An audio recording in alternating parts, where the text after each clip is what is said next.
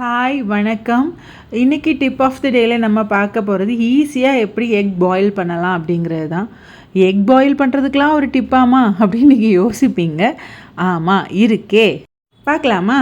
So நான் இன்றைக்கி 4 egg எடுத்திருக்கேன். ஸோ இதை பாயில் பண்ணுறதுக்கு நான் ஒரு சின்ன சைஸ் இதே மாதிரி ஒரு ஆப்பிள் குக்கர் எடுத்திருக்கேன். ஸோ இதில் எக் முங்குற அளவுக்கு தண்ணி விட்டுட்டு இந்த எக்கு எல்லாம் ஒன்றா மெதுவாக அதுக்குள்ளே இறக்கி விட போகிறோம். ஸோ இப்போ குக்கரை ஸ்டவ்வில் வச்சு கரெக்டாக ஒரு 3 விசில்ஸ் விட்டால் போதும், நம்மளோட எக்கு சூப்பராக பாயில் ஆயிரும்.